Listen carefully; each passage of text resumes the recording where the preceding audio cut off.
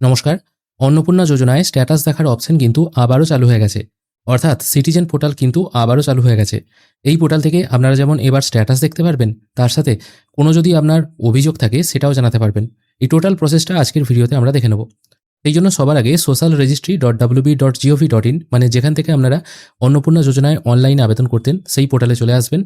এখানে আসার পর অ্যাক্সেস সিটিজেন পোর্টাল বলে একটি অপশন আছে, এখানে ক্লিক করবেন। এখানে ক্লিক করার পর আপনার জেলা নির্বাচন করবেন, যে জেলার আপনি মানুষ। তারপর আপনার ফোন নাম্বারটি পুট করবেন। ফোন নাম্বার বলতে সেই ফোন নাম্বারটি আপনি পুট করবেন যেটা অনলাইনে যখন আপনারা ফর্ম ফিল আপ করেছিলেন তখন যে ফোনে আপনার ওটিপি এসেছিল সেই ফোন নাম্বার পুট করবেন। এখানে ক্যাপচা পুট করে রিকোয়েস্ট ওটিপি করবেন। তাহলেই কিন্তু আপনার ফোনে একটি ওটিপি চলে আসবে। ওটিপি পুট করলেই আপনারা সোজাসুজি এই পেজে চলে আসবেন। এখান থেকে কিন্তু আপনারা স্ট্যাটাস দেখতে পারবেন। এখানে যে ব্যক্তির আমরা স্ট্যাটাস দেখব, এখানে দেখুন দেখাচ্ছে অ্যাপ্লিকেশন সাবমিটেড, মানে এনার অ্যাপ্লিকেশন সাবমিট হয়ে গেছে।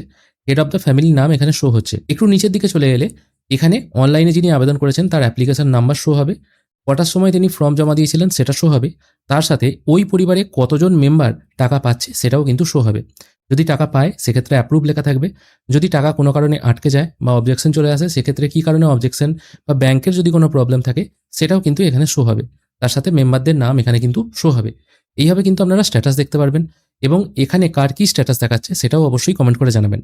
এবার দেখব আমরা অভিযোগ কি করে আপনারা জানাবেন। অভিযোগ জানানোর জন্য একদম ওপরের দিকে অবজেকশন অ্যান্ড ক্লেম বলে একটি অপশন আছে। এই অবজেকশন অ্যান্ড ক্লেম এই অপশনে আপনাকে ক্লিক করতে হবে। এখানে আপনারা অভিযোগ জানানোর জন্য দুটো অপশন আছে। একটা হচ্ছে যিনি ক্যান্ডিডেট আছেন তিনি নিজের অভিযোগ জানাতে পারেন এবং অন্য কারোর অভিযোগ জানাতে পারেন। আগে নিজের অভিযোগ কি করে জানাবেন সেটা আগে দেখে নেব। সেই জন্য ক্লেম বাই অ্যাপ্লিক্যান্ট এই অপশনে ক্লিক করবেন।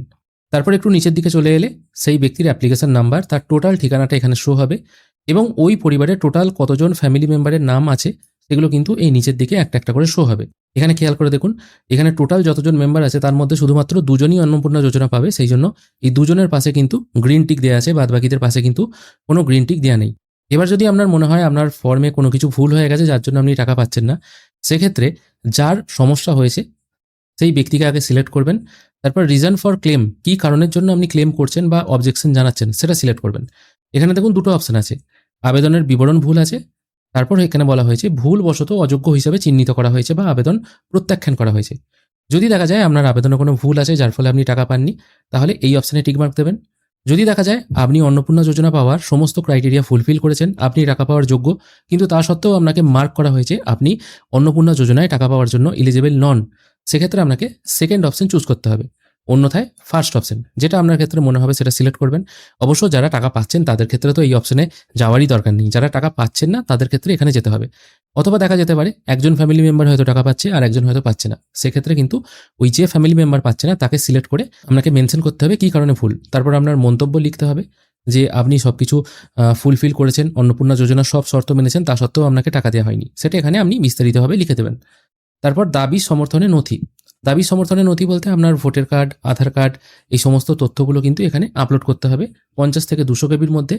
আপনার পিডিএফ অথবা জেপিইজি ফরম্যাটে এগুলো আপলোড করে দিয়ে সাবমিট করলেই আপনার ক্লেম সাবমিট হয়ে যাবে। ক্লেম একবার সাবমিট হয়ে গেলে ট্র্যাক ক্লেম এই অপশানে ক্লিক করে আপনাদের ক্লেম কতদূর এগোলো, মানে আদৌ আপনি যে ক্লেম করেছেন সেটা কাজ হচ্ছে কিনা সেটা কিন্তু স্ট্যাটাসটা দেখতে পারবেন চেক করে। এবার দেখা গেল আপনার ফ্যামিলি নয়, হয়তো অন্য কোনো ব্যক্তি, সে হয়তো টাকা পাওয়ার যোগ্য নয়, তা সত্ত্বেও সে টাকা পাচ্ছে, তাহলে আপনি তার বিরুদ্ধেও অভিযোগ জানাতে পারবেন। সেক্ষেত্রে অবজেকশন এগেনস্ট সামওয়ান এই অপশানে ক্লিক করবেন।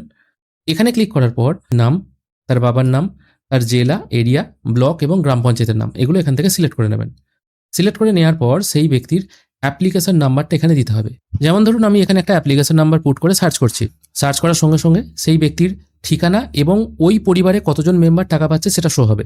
যদি মনে হয় এই যে দুজন টাকা পাচ্ছে এই পরিবারে এরা টাকা পাওয়ার যোগ্য নয়, তাহলে সেই ব্যক্তিকে সিলেক্ট করবেন। তারপর একটু নিচের দিকে চলে এসে এখানে মেনশন করতে হবে আপনার আপত্তির কারণটা কী কারণে তাদের টাকা পাওয়া উচিত নয়। প্রথমে বলা হচ্ছে তিনি পশ্চিমবঙ্গের বাসিন্দা নন, এরকম যদি আপনার চোখের সামনে কেউ টাকা পাচ্ছে দেখা যান, তাহলে আপনি এখান থেকে কিন্তু তার বিরুদ্ধে অবজেকশন জানাতে পারবেন।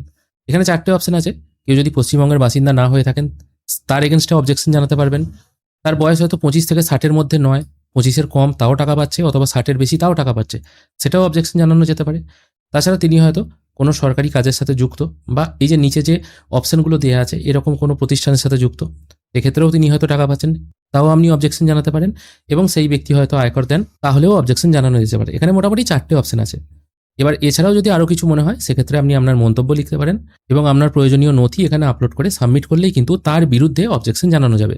এখানে বলে রাখি, অবজেকশন এগেনস্ট সামওয়ান এটা মানে হচ্ছে আপনি অন্য লোকের বিরুদ্ধে অবজেকশন জানাচ্ছেন, আর ক্লেম বাই অ্যাপ্লিক্যান্ট এটা মানে হচ্ছে আপনি নিজের সম্পর্কিত অভিযোগ জানাচ্ছেন, মানে আপনি হয়তো টাকা পাওয়ার যোগ্য তাও পাননি, সেক্ষেত্রে এটা করবেন।